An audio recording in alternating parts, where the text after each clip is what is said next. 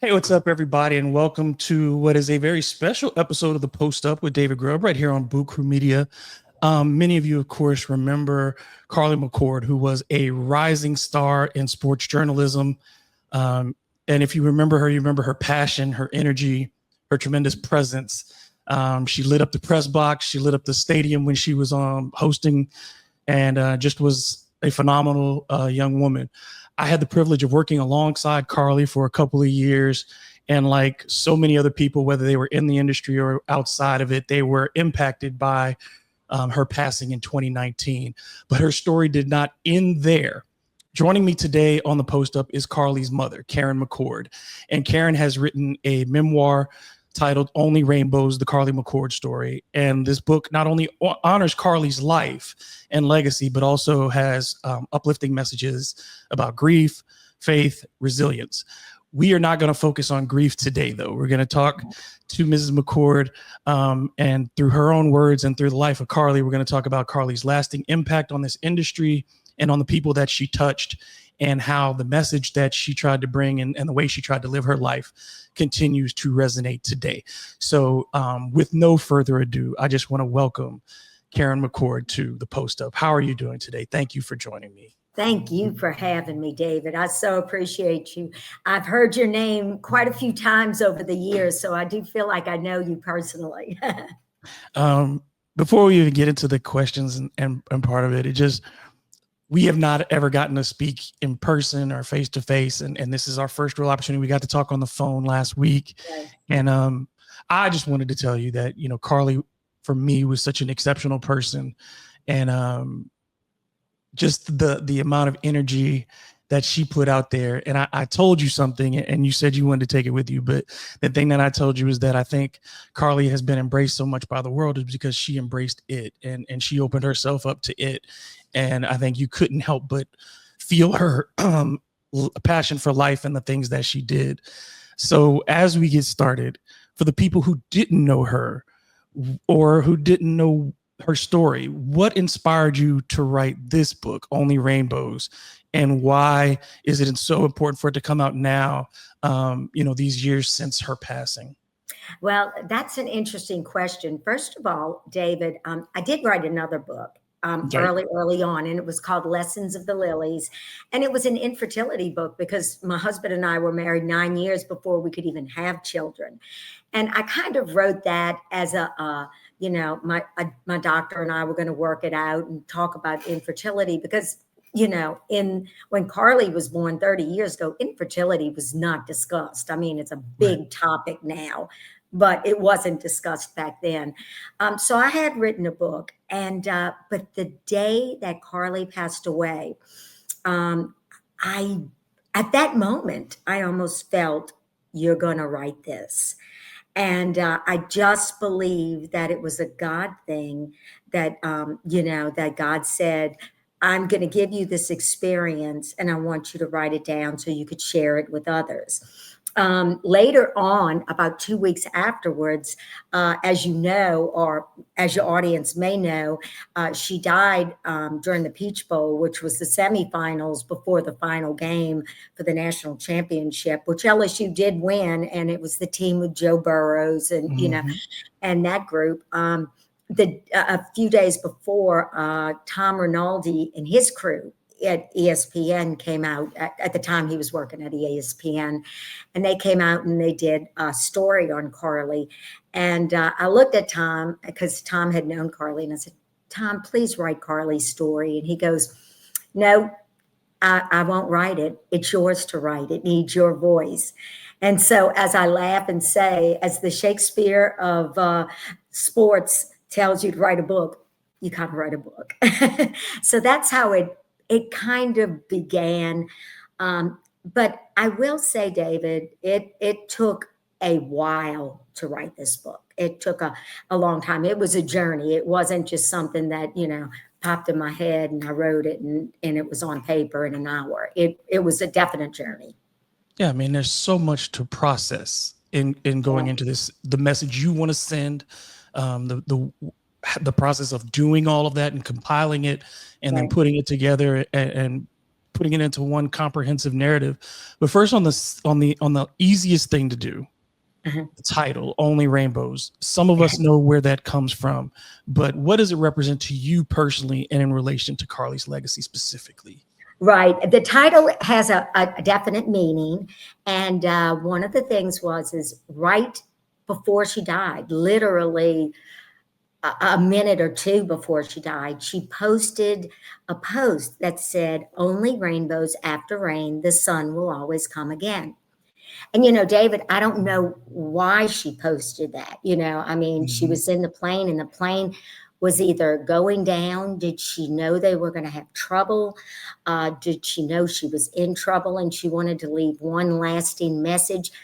I'll never know those answers. But I do know that Andy Grammer's song, "Keep Your Head Up," was her absolute favorite songs, or one of her absolute favorite songs. And so that was one of her lyrics, her go-to lyrics. And so was she telling us goodbye?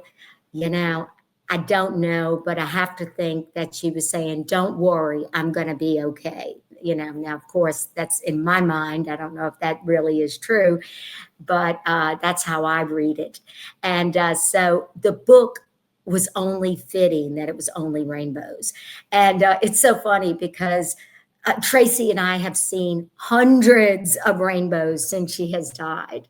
And, the day before the Pelicans started their season, the Tigers started their season, and LSU started their season in 2020, all three arenas had a rainbow across their arena. And we do have pictures of that. And it's just so cool as to say, I know it's 2020. Everybody is struggling with COVID and that sort of thing, but keep your head up. It's going to be okay. And I just, three out of four of her teams, because she did work with the Cleveland Browns, but Right. three of the four teams had rainbows over their arenas the day of their starting season. Yeah.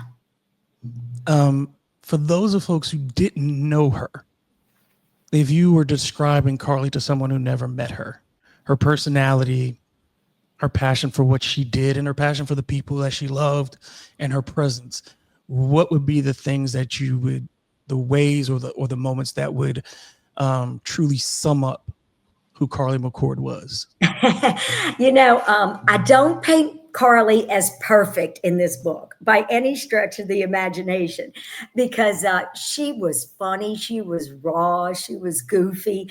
I was looking, David, at some of the pictures right before, some of the video chips of her doing the Pelicans, and she would sit on the sideline and her leg would go doot doot doot doot doot doot, or she would be riding the scooter with Pierre the Pelican, Yep. or I don't know if you might have remembered this, but she'd comb her hair in the meetings and use her brush as a microphone, and everybody would laugh. And, she was funny, and I think that energy came across, when she did her games and when she did her broadcasts, that she was a unique broadcaster, because, she could be serious, but then immediately she could be funny.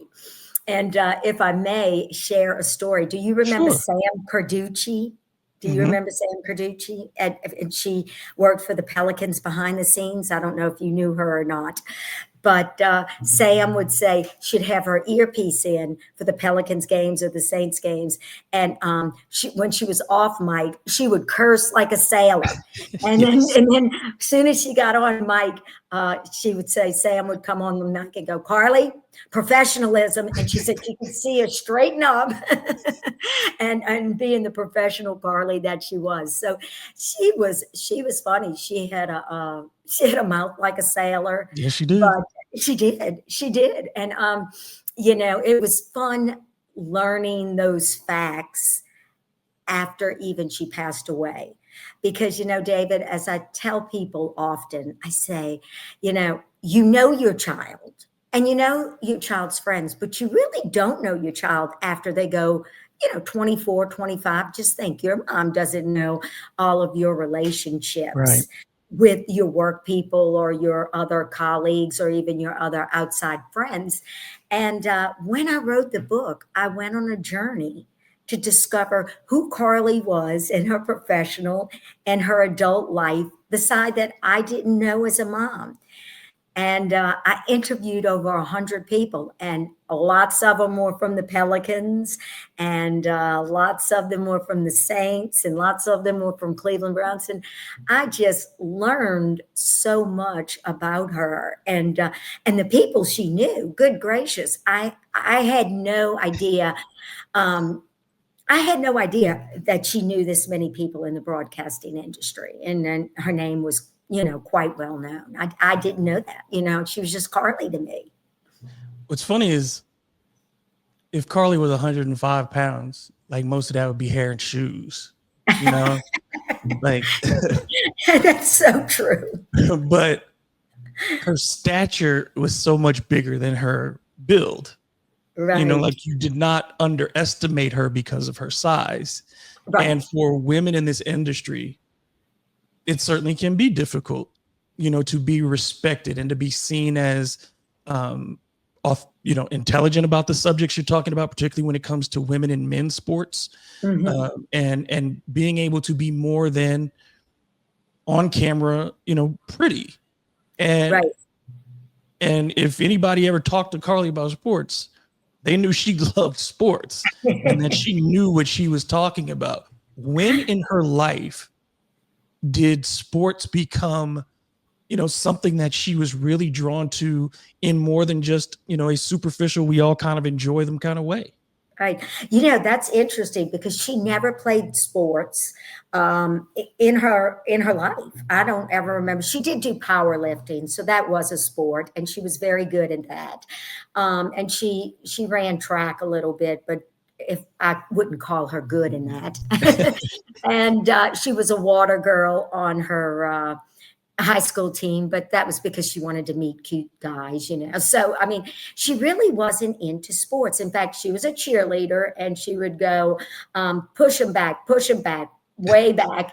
And they were on offense. So, Carly was not a sports lover until she won Miss Lady of the Bracelet in her pageant world. She entered the pageant world under duress, and you read that in the book. It was a very crazy experience. And was she a pageant girl? No, she walked like a horse, but she learned the game, and she learned through pageants that she could get connections. Like make connections, go sing the Star Spangled Banner. And so when she went to Northwestern State University, which is in Natchitoches, Mm-hmm. she would go and she would sing the Star Spangled Banner for the football games, the basketball games, the baseball games. And she would start to get to know the games a little bit, and she would start to know the athletic directors and the head of sports, like Doug Ireland. I don't know if you know Mm-hmm. Doug Ireland Yep. or Greg Burke and that sort of thing. And so she became interested in doing broadcasting, and she would look at them, and there's a conversation in the book that was real interesting, and she turns to Doug Ireland and she goes, Doug, I want to be like Aaron Andrews. And he looked at her and he said, oh no, you need to be Carly McCord. You do not need to be Aaron Andrews. There's 50,000 other girls who are aspiring to be Aaron Andrews. You need to be yourself. And you really need to know your sport inside and out. And you need to learn how to live like a pauper. She did all three. Yes, she And did. she did. She did. She probably took your sandwiches when you weren't looking at the press box or something. But she learned to do all three, and she persisted. She was determined to make it as Carly McCord, and because of his advice, and so she would study inside and outside of every sport that she covered. She would always be prepared and over prepared. And I didn't know that, David, until she passed away and I found a lot of her notebooks. And they were meticulous notes on every game, every number of every player. And she had a photographic memory, and she could pick it up like that. And it was amazing how much homework she did. And that did lead her into the Cleveland Browns facility. And people forget, like, she wasn't doing one sport. She was doing so many sports and so many teams at the same time. And as we get into this part of the year, the fall, where it was football with LSU and with Southeastern and covering those teams and doing sideline reporting and doing the hosting for the Saints and hosting for the Pelicans. This was her time of year when she really started to excel. So when it comes to this time, when it gets to August and the renewal of these fall sports, what do you, like, just in these years passing, like when these seasons come around, how do you feel? There has to be, like, in general, I was thinking about this the other day. This year, 2025, we're going through this 20-year anniversary of Katrina. We're going through, we had that Baton Rouge floods a few years back and all these things that we've all gone through. And typically a lot of these anniversaries that we do are centered around loss. Yes. But also there's this sense of renewal too, when we talk about what happened with New Orleans and the things that we're still trying to accomplish today, the things rebuilding in all these areas. And still, whether it's COVID and all these things that we've talked about and the losses that we've had, there's still, in books like this, and then in the conversation like we're having, is this sense of more, it doesn't have to necessarily be lost. We can think about what we gained as well. Exactly. The first few years, I couldn't even look at a girl on the sideline, not a girl, a young lady on the sideline doing the hits, or the sports reporting. It was so hard. And Tracy and I would look at each other, and of course, this is a prejudice statement, but we'd go, "Oh, Carly was so much better than she was." But like I said, that was just, mom and dad's opinion. And but and at first we'd watch this and we'd go, Carly would do that, Carly would do this, Carly would do that.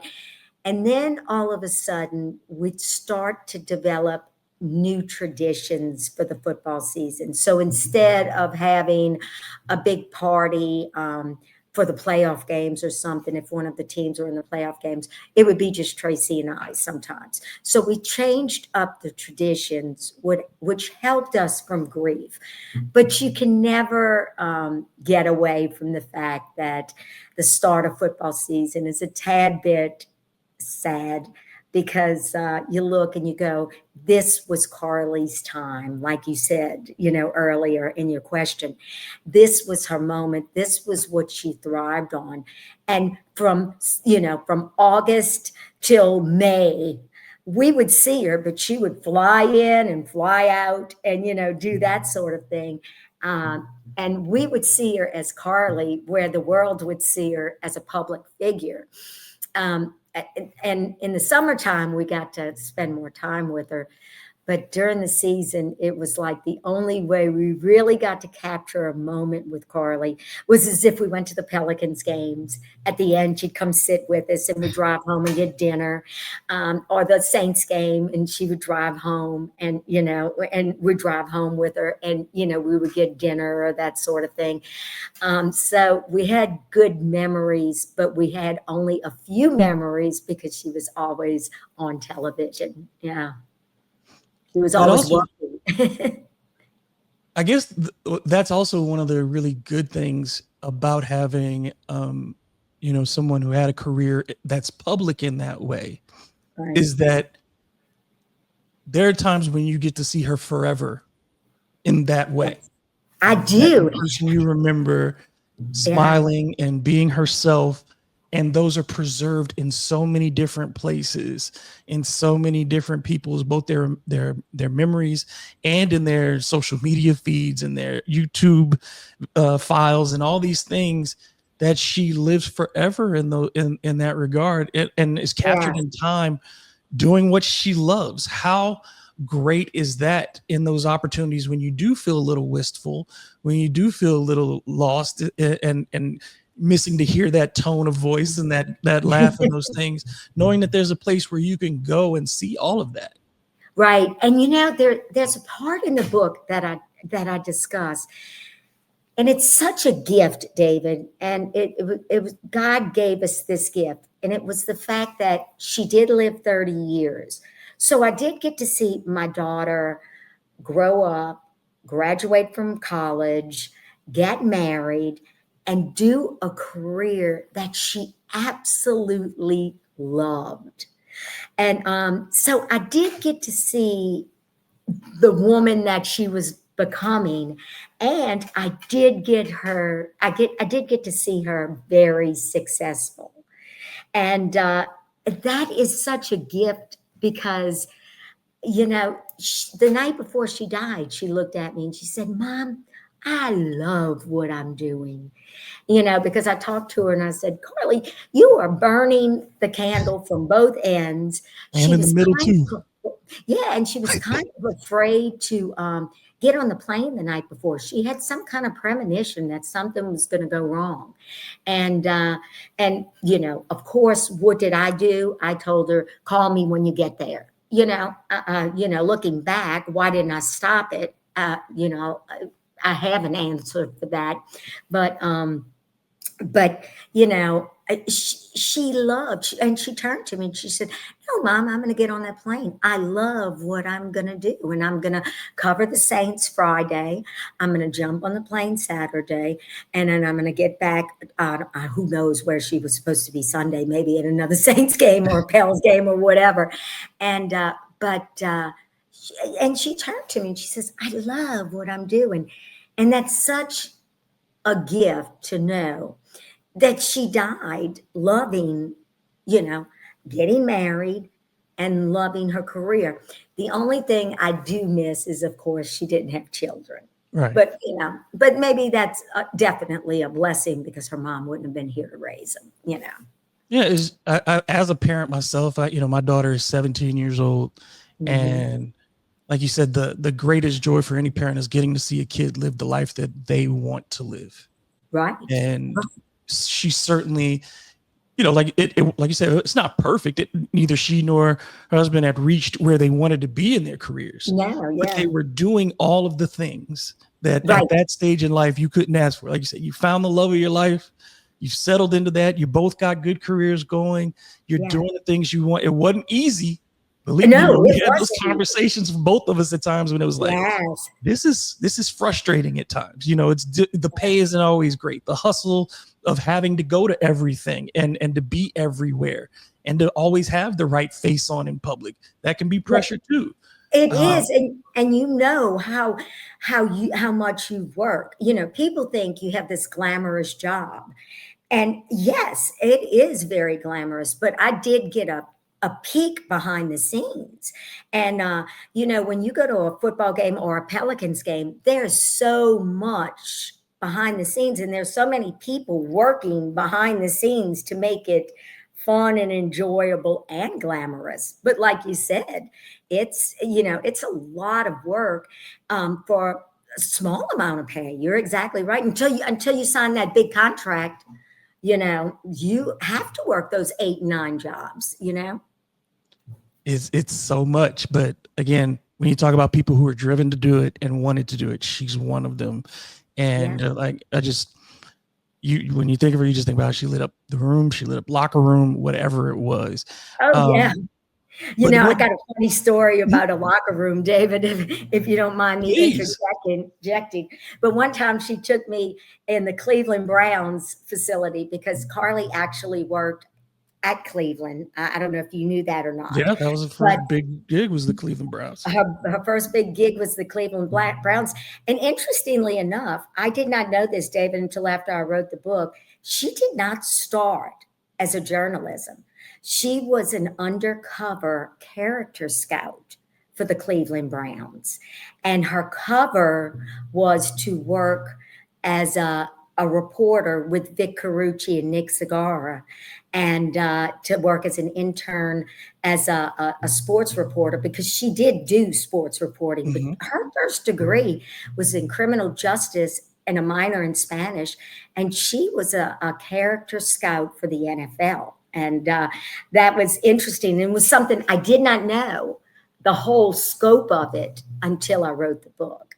So that was an interesting tidbit. But to get back to the locker room, we were in the Cleveland Browns locker room, and she goes, "Mom, when the guys come in, don't look." You know, she says, you just don't look. It's just kind of accepted. And there's the protocol for the females in the locker room. So what does Karen do?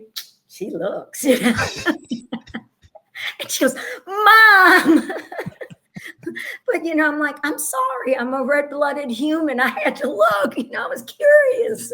You tell people not to do something, they're immediately, when the opportunity arises, it's now you've put it in my head. You've put it in my head.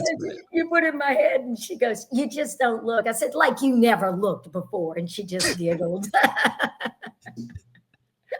When you were writing this, you said this was very cathartic for you. You've described it that way. Can you just talk briefly about the process and going through the interviews? When did you feel like when you started, did you have a certain number of interviews that you want to do, like a small list?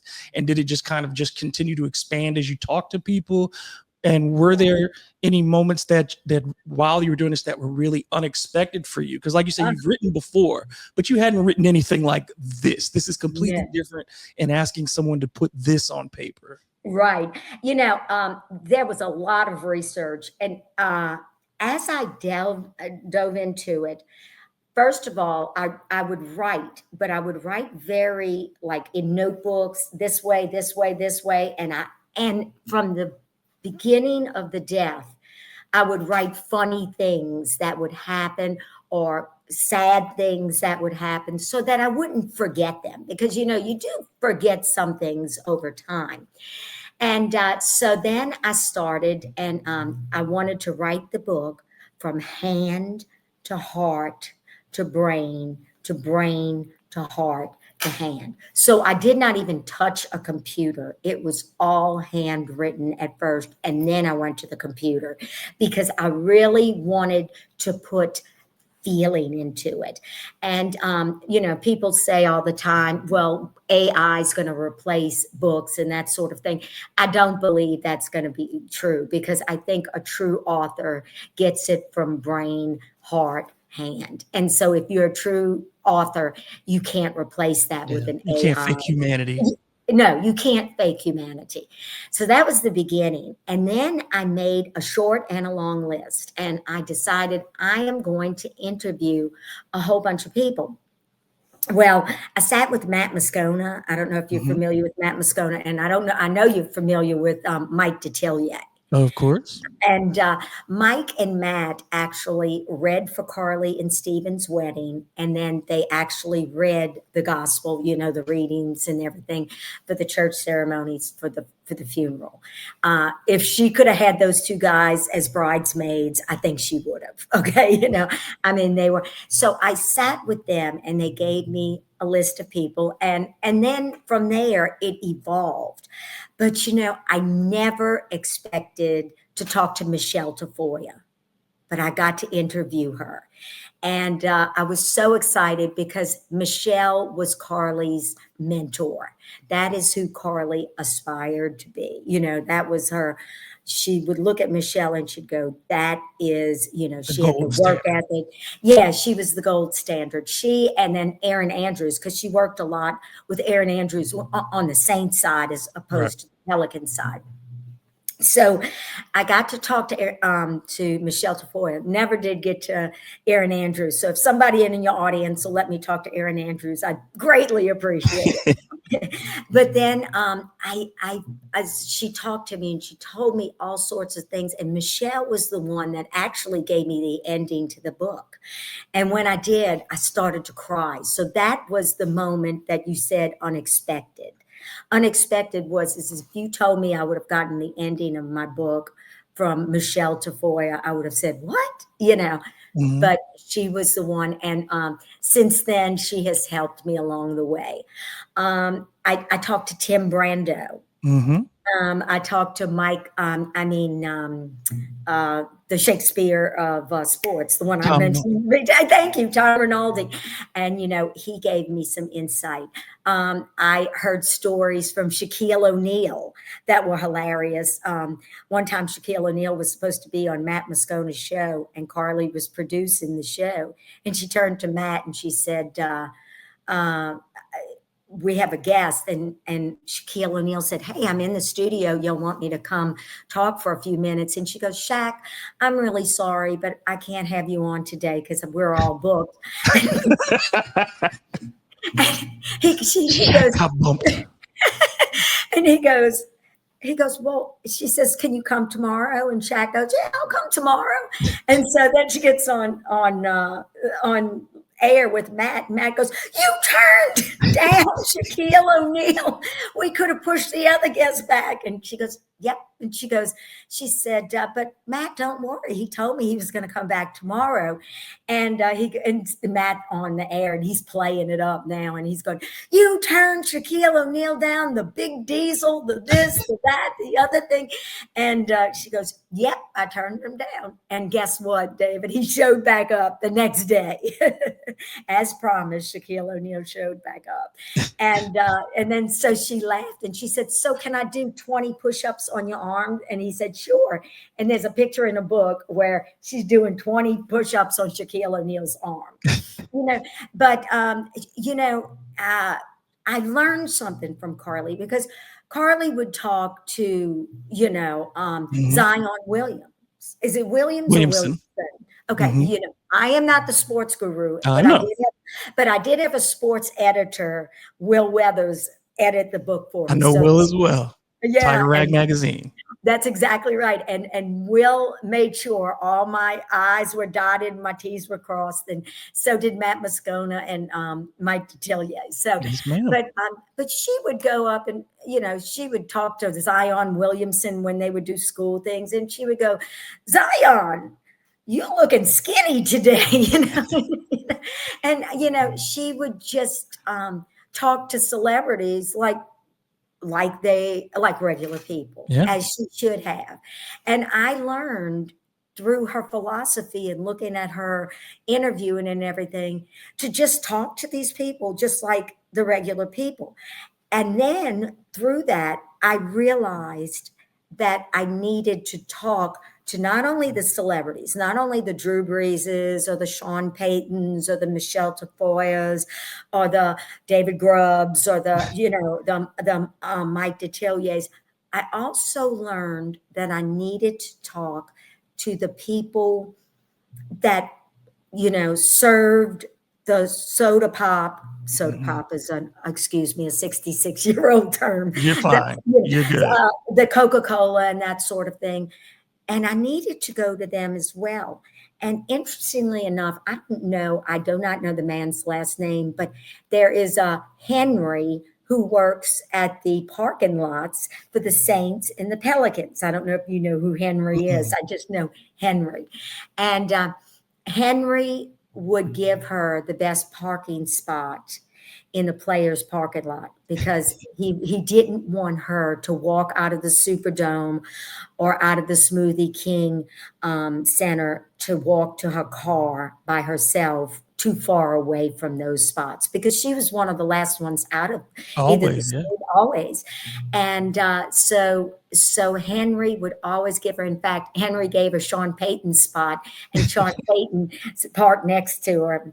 And I was always appreciative of Sean Payton as well for letting her have her spot.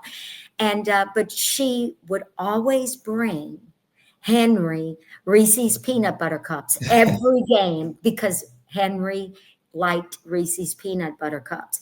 And it was just important for her to honor Henry as it was for her to honor Zion Williamson.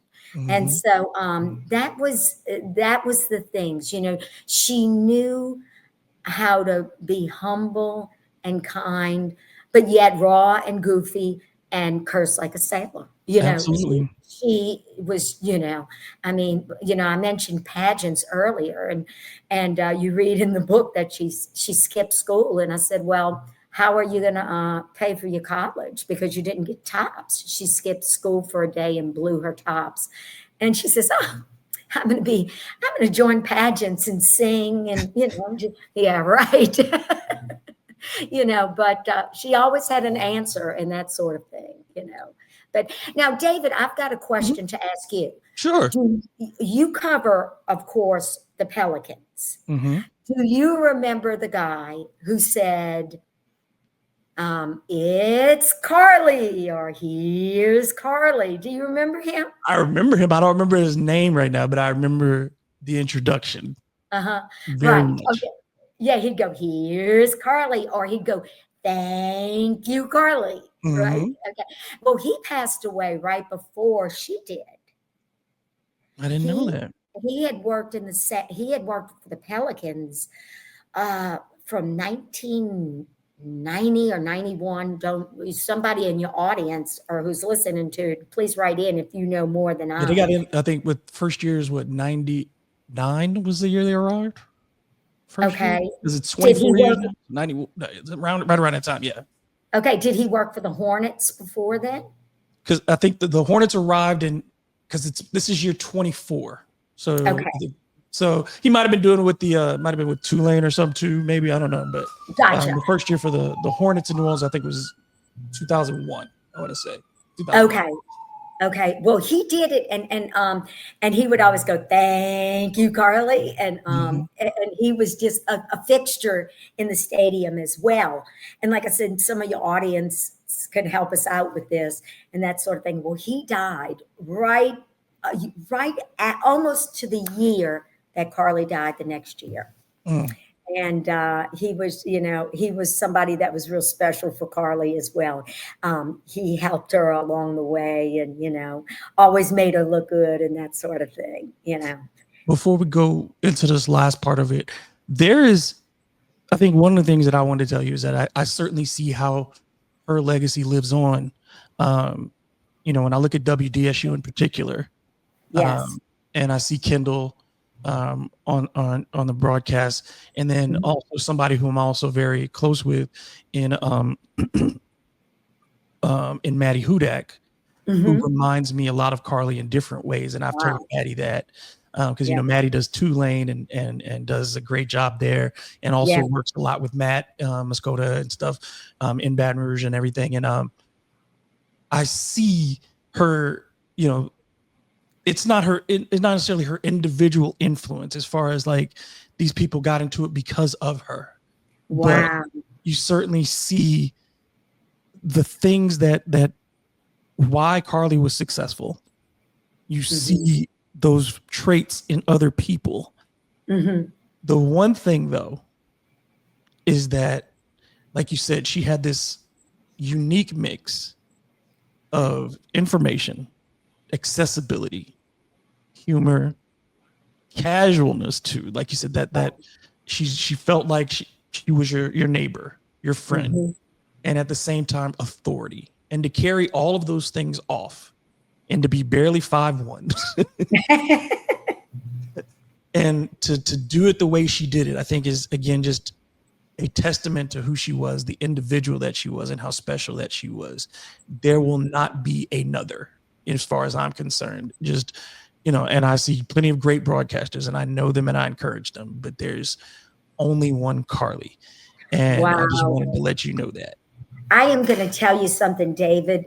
Um, and I truly mean this from the bottom of my heart. And for all the people who are experiencing grief, and for all the people who have somebody that they know experiences grief, the biggest gift you can give the parent if they've lost their child is to do just what you did right there. Because when you hear that your child meant that so much to another person or a lot of people, it's just a gift that helps you to cope with, you know, my time as earthly mom was up, but her time with Jesus, and who is the real father and the real mom, is there. And as a temporary mom, I could put my head on the pillow and say, thank you, God. I've done my job and I did it to the best of my ability. And I can't thank you enough for saying that. Well, you're certainly welcome. And I think you're right. Like when we're gone, whenever any of us leave, the people that we leave behind are the reflection of what we really did. And for you to be able to find this many people, and I think you probably could have found hundreds more who would have been interested in speaking on her behalf and telling you the impact, whether they met her or not. I'm sure there are people who never met her face to face who were impacted by her. Oh, And my goodness. I'm sorry. Go ahead. I was going to say the outpouring was just like days afterwards were in the millions, David. And I truly mean that. I got notes from China, Australia. Who knew? I didn't know. And then she had a scholarship at Northwestern State, and it raised over $125,000. And to some people that might not be a lot, but for a student to raise something for their alumni or for their school that they were alumni, that's a big deal, and so appreciated. And I couldn't thank everybody, but I tell you what, the support of the book has been amazing, and the reviews on the book have been amazing, because people will begin by telling me, oh, I thought it was going to be just so sad. I didn't want to read it because it would be so sad. And I said, no, this book is sad. It does address grief. She dies. There's no changing that. Right. But when you see her die, you see how much she's lived. And that is the positive message that I want to get out, that, that she loved her Pelicans, she loved her Saints, she loved her LSU, she loved her husband, she loved her family. She lived life joyously. And I don't mean all the time, like we talk, sometimes she's a human being. She was a downright bitch, David, Yes, some days. Yeah, she had her rough days. But we all do. Right. But, she was human, but she was a good person, And that's the thing is nobody has to be perfect, but you have to be good. And there's a difference. You know what I'm saying? Like, are you good and decent every day? And she was good and decent every day. You mess up. Every day. Yeah. Oh, if she messed up, she'd go, I just did this. Yes. Even as a child, she would go, yeah, I hit Carson, and I'd hit him again. If I had, she was like that. She would always admit her faults, but she would also, be happy when she was successful. And she believed in herself, And she was happy for others when they were successful. Thrilled with others, and David, in the book, I addressed something that was very interesting. From a very young child, from birth, I just always had a feeling that I was going to outlive Carley.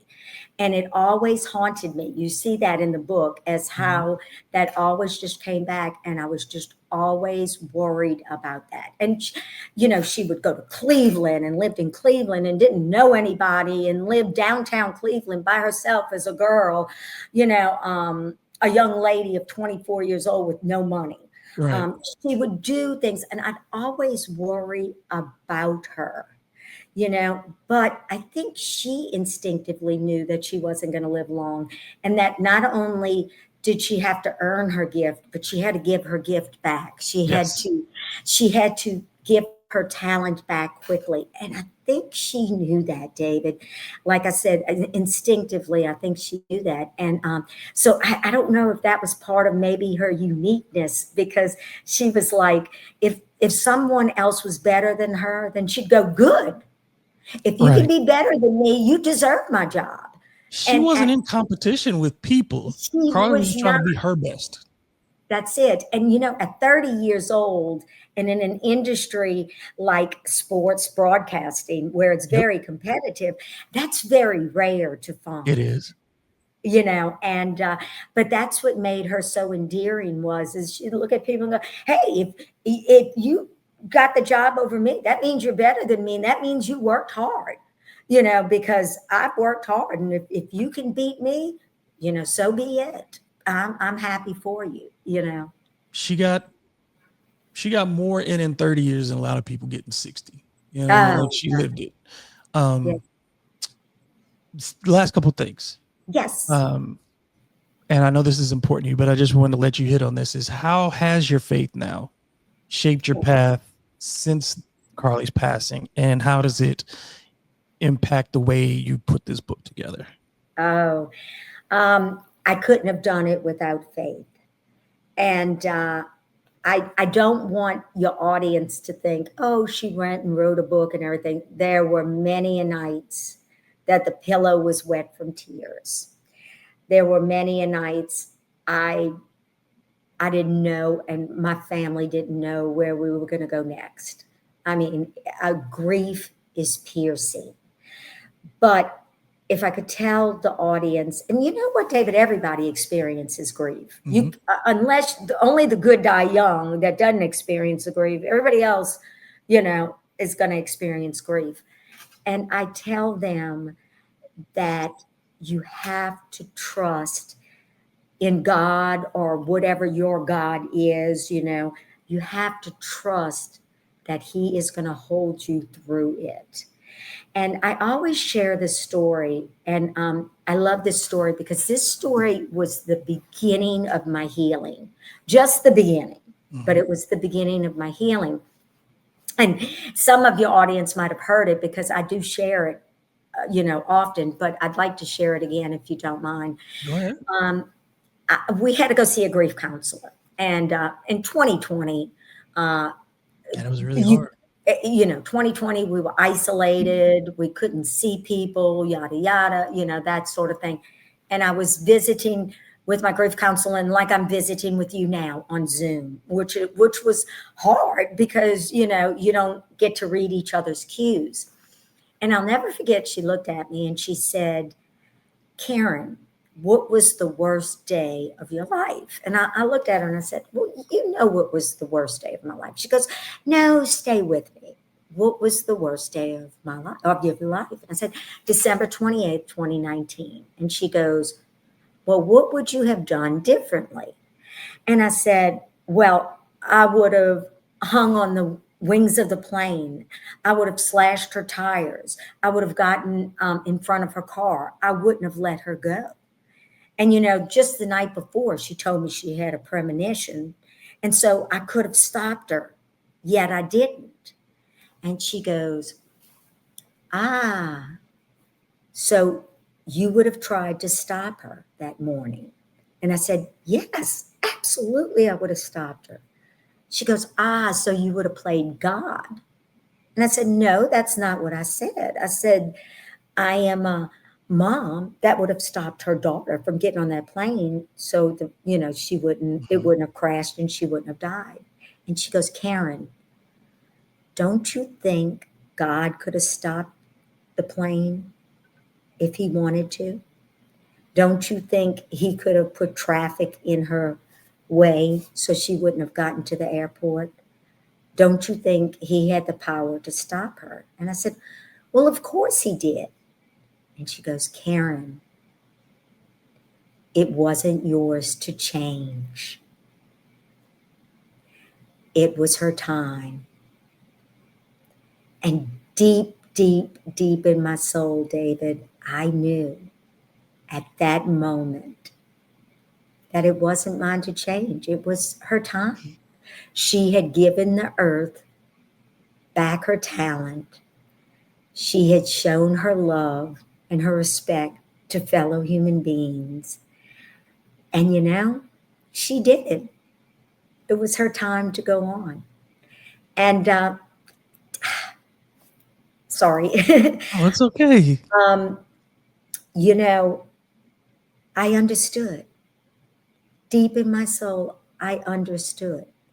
I didn't necessarily like it. Right. But I understood it. And acceptance is not always about like. Right. It's like it's about acceptance. It's about being okay with the fact that things are what they are, and Right. we're here to live.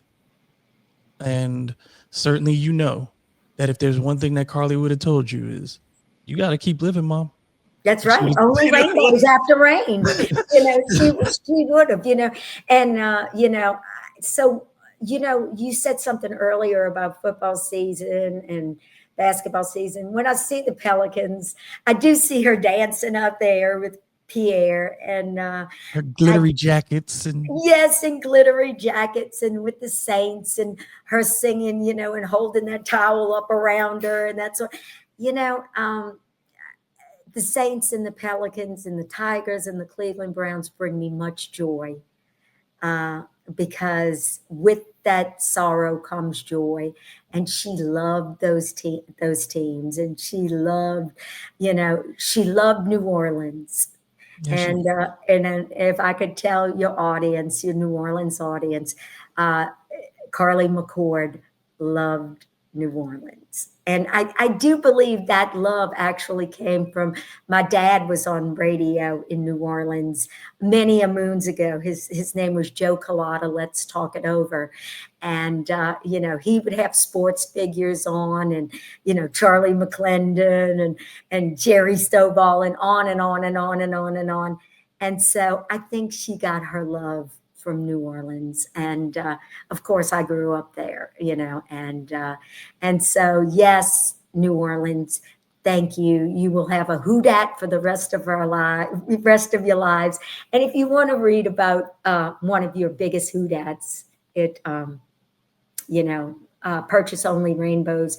But yes, and purchase it only if you feel like it. But I will say this, because I don't want to do a shameless plug, because that no, would be what the book is not about. But if someone is grieving, especially a loss of a child, this is a book you can hand them, because people go, what can I get people that are grieving? And one of the biggest gifts was people gave me books. mhm. And one of those books was The Shack. It was beautifully written. And I would go back to that book and read it and earmark it and go back and go back. And so that was one of my things when I wrote this book, how to help grieving parents, but grieving children who've lost their parents. And like I said, we all experience grief. And I hope this book will bring some comfort to some people. And that is one of the biggest things I hope. And who better than to give it from the voice of Carly McCord? Yeah, because I think that one thing that happens, certainly whenever you're going through something like grief or loss, is one thing, it's really hard to have your brain be quiet. Yes. And I think what a book does rather than anything else, you have to engage with the book. Your Yes. eyes have to be engaged. Your mind has to be engaged. Your body is engaged because you're flipping the pages, you're holding the book. Yes. And in that engagement, you are out of yourself. Mm-hmm. And I Mm-hmm. think that that's the important part. And again, we talk about the digital age and all these things of us moving past things. There are things that cannot change because of who we are as people. We are wired to be visceral. We connect with things through touch and through feel and through vision. All those things are required, and just being digital doesn't allow that. A book still, that feel, the touch of it, the smell of new pages, the dog-eared portions of where you really found something that resonates, the underlining, the folded pages, all that stuff. All that stuff. It makes it's why books are so important, and it's why I'm glad that you were able to join us today. Can you let folks know how they can access the book? And then we'll put the links as well in the notes for the show. But can you go ahead and tell folks how they can get it? Oh, absolutely. You can order it on Amazon.com. And guess what? It made the bestseller in football and biography. So there we go. So in sports and biography. So there you go, pals. And it's got a lot of football in it. And so Amazon and Barnes and Noble, Ingram Sparks rather, and then libraries have ordered it all throughout the state. So I think you could probably order it. Get it from the New Orleans library if you go to libraries and do that sort of thing. And so hopefully we do have an agent, and hopefully one day it'll be a Netflix or some sort of documentary and that sort of thing. And so we're keeping our fingers crossed with that. So certainly let me know. Yes, stay tuned. The Who Dat Nation, y'all could say, we knew her. Any final thoughts before we let you go? Oh, yeah. Just thank you so very much. And thanks to the Pelican organization, because I know you work for the Pels as well, right? I work with them, but no, I don't work for them, though. But you don't work for them. You work with them. Yeah, as the radio station. And just thank you very much, David. I can't say enough about when people accept me to be on their podcast, how honored I am and privileged I am that you've taken the time for me to talk about this, because not only is it about talking about the book, but you've let me boast about my daughter for a whole hour. And like I said, that just makes my heart just so happy.